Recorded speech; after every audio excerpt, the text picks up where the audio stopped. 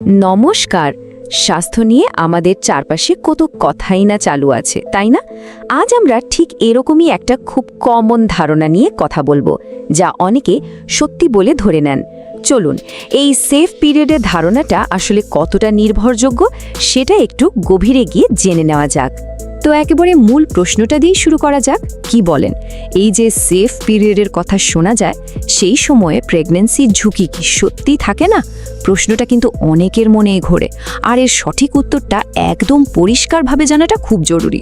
প্রথমেই চলুন দেখে নিই এই সেফ পিরিয়ড নিয়ে যে একটা সাধারণ বিশ্বাস আছে সেটা ঠিক কি, মানে কেনই বা এত মানুষ এর ওপর এতটা নির্ভর করে থাকেন। সাধারণভাবে সেফ পিরিয়ড বলতে মাসিক চক্রের এমন কিছু দিনকে বোঝানো হয় যখন ধরে নেওয়া হয় যে গর্ভধারণের কোনো সম্ভাবনাই নেই। অনেকেই এটাকে পরিবার পরিকল্পনার একটা বেশ সহজ আর প্রাকৃতিক উপায় হিসেবে মনে করেন।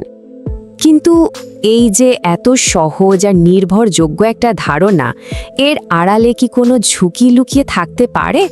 চলুন তো বিশ্বাস আর বাস্তবতার মধ্যেকার ফারাকটা একটু খতিয়ে দেখি।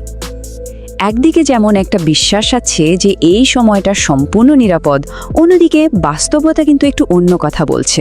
দেখা যাচ্ছে এই ধারণাটা সবসময় সত্যি হয় না, আর ঠিক এখানেই কিন্তু আসল ঝুঁকিটা লুকিয়ে আছে। কিন্তু প্রশ্ন হলো, কেন এই বিশ্বাসটা সব ক্ষেত্রে নির্ভরযোগ্য নয়? এর পেছনের আসল কারণটা কি? দেখুন, আসল কারণটা হলো সবার মাসিক চক্র বা মেনস্ট্রুয়াল সাইকেল তো আর ঘড়ির কাঁটা ধরে চলে না। শরীরের এই চক্রটা নানা কারণে এদিক ওদিক হতে পারে, তাই এর সময়কাল সবার ক্ষেত্রে একরকম হয় না।